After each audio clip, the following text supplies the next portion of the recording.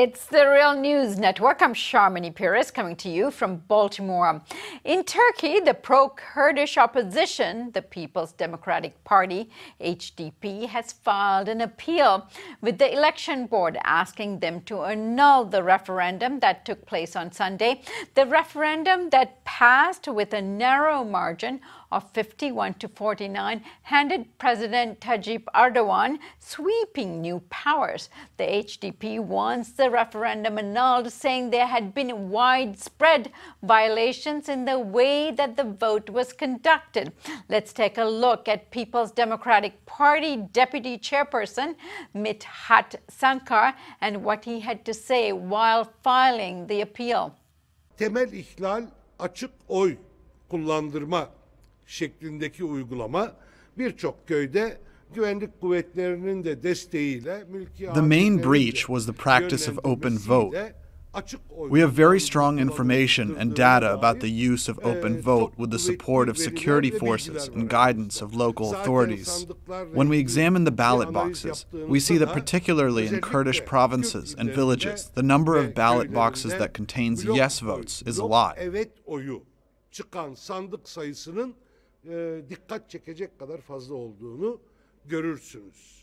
There were also large-scale protests in many parts of the country to lodge their opposition to the results and to challenge its fairness. Here's what one of the protesters had to say. The result is definitely not right. There are 2.5 million unstamped votes. The president of the High Electoral Board said this himself. We are in such a strange situation.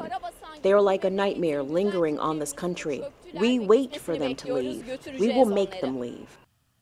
Joining us now to analyze the results is Conn Hallinan. Conn is a retired journalism professor and columnist for Foreign Policy in Focus. Thanks for joining us today, Professor. Good to be here. So, Professor Hallinan, even the OECD's election observers have complained about media biases and other electoral irregularities. Professor Hallinan, how serious and credible are the challenges that are being brought about given the narrow margin of the victory? Well, I think the election itself was deeply flawed from the beginning. The no vote campaign was sometimes rallies were actively broken up. People could get permits. Large numbers of the leadership of the no campaign are in prison right now, even though they're members of parliament. So the entire campaign was a very uneven field. So that's just sort of begin things off. And things really reached a level that were almost absurd. At one point, the Turkish public health agencies are running an anti-smoking campaign, and they had a pamphlet, large black cover that said no on it. That is, no, don't smoke, no smoking. The government pulled that because they thought that might influence a no vote against the referendum. As far as the events in the referendum itself, it does appear to be that there is very credible information that ballots were stuffed. There are all sorts of odd things. The People's Democratic Party in one of the provinces of the Southwest received, Southeast, received 50% of the vote in the last election. And yet the no vote got less than 1%. I don't see how that's possible without some kind of fraud going on. So given that there are at least 2.5 million votes that are being challenged, directly challenged, because of these rules changes right in the middle of the election. That was more than the margin of victory. So I don't think that maybe even a majority of Turks voted for this. Even if they did, again, I think you point out that this is an extremely narrow victory. Not that Erdogan treats narrow victories as narrow victories, but nevertheless, really a few challenges here. You could definitely overturn this referendum vote, which I really think was flawed from the very beginning. Professor Hallinan, give us some of the irregularities that people are complaining about that we know for sure took place. Well, there are several levels of them. First of all, one of the things that they did is normally when you vote, you need to have your ballot stamped. And that's just the rules, the electoral rules. Well, the Electoral Commission suspended that in the middle, when the voting had already begun. And so there were millions of ballots that were allowed by the election committee. They didn't have any stamps on them. Now, there are also some videos which appear to show anyhow, we don't know for sure because you don't know exactly who shot the videos, that appear to be active ballot stuffing. One case in which there was a ballot box that was supposed to hold 360 ballots, that is a precinct, and had 360 votes, and it had over 700 votes. So where those votes come from? A lot of those votes are unstamped. So again, on lots of levels, and I think what's surprising here is that in spite of the fact that the government has a state of emergency, has certainly stacked the deck, loaded the dice for this election, even so, they barely won this vote. Now, that's certainly an indication that people need to go back to the drawing boards and really examine whether or not this particular shift in the kind of government that Turkey has had is really a good idea or is supported by enough Turks to make it viable. Right. Professor, Erdogan had been a popular president until recently, usually winning elections quite decisively. But this was not the case here. He actually lost some of the urban centers and ruling party strongholds. Is his credibility waning?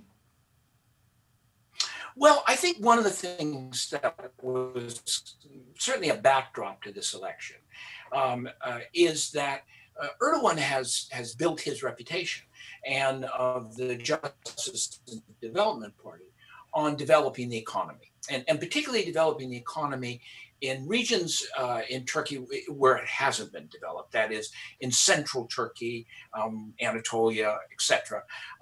And what's happened is that the economy is going downhill at this point. And it's going downhill because of a very fundamental flaw that was built into the economic engine that the Justice and Development Party created. And that was one that was based on internal construction, massive projects, etc. Well, you can do that if you can get a lot of foreign money coming in cheap. But in 2013, the Americans tightened up the money supply. Interest rates rose, loans became more expensive to get. And then Erdogan began a series of both internal policies and external policies, including the Syrian civil war and support for the Muslim Brotherhood in Egypt, involvement in Iraq, fighting with the Russians, fighting with the Europeans, etc., that had made foreign capital a little hesitant about stepping into what they see as an increasingly unstable situation. This is one of the reasons why the bonds now that the Turkish government sells are considered by international lenders and finance operations to be essentially junk bonds. So I think that people are looking at that. That's had an effect. Unemployment is high, particularly among young people. It's over 25% between the ages of 16 and 25. It's kind of long-standing. Inflation is going up.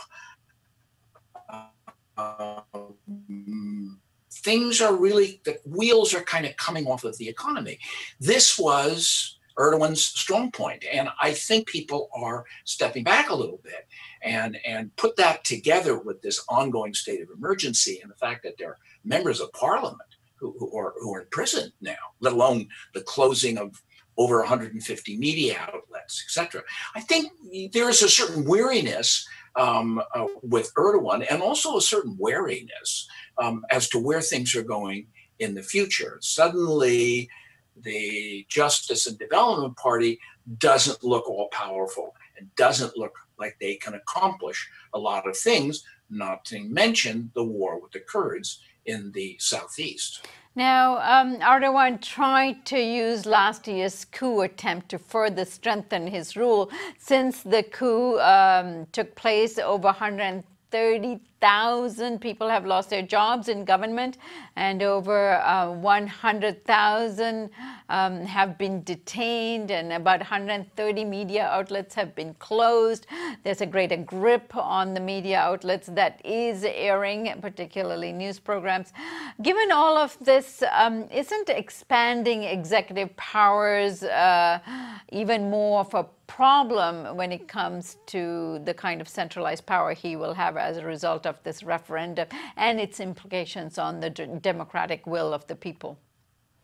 I think that he essentially, he is now, if this holds up, if this holds up, he will be a more powerful executive than the American president. He'll probably be the most powerful executive short of the Gulf monarchies in the Middle East, and certainly, like, say, for instance, Egypt.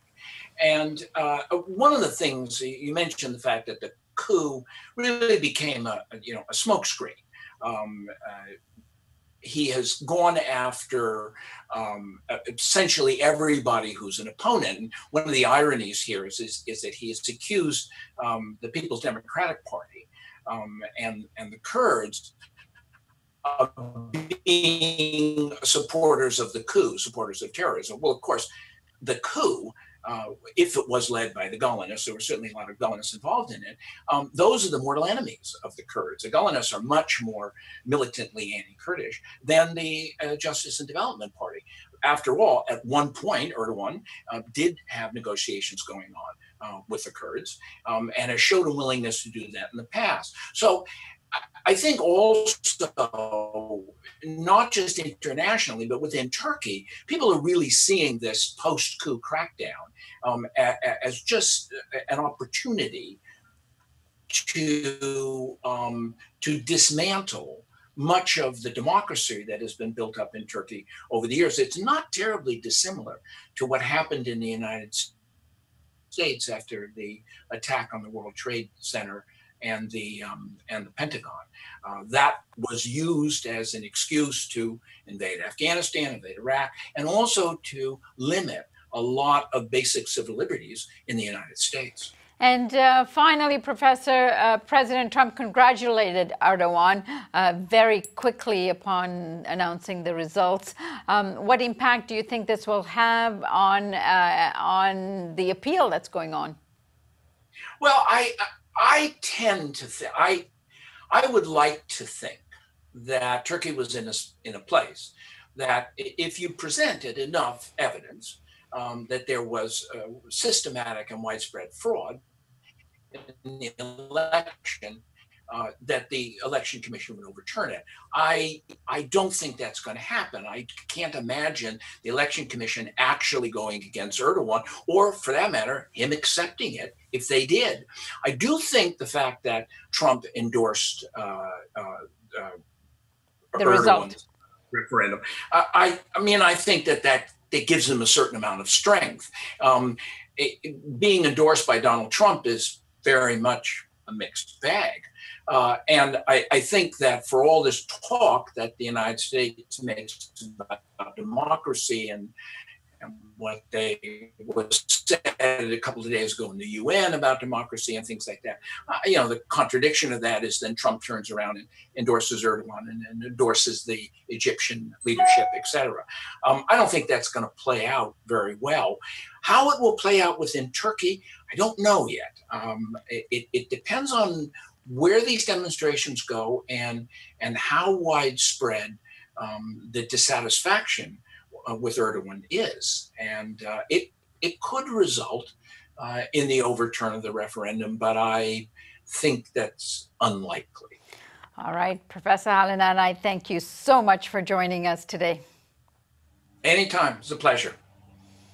And thank you for joining us here on the Real News Network.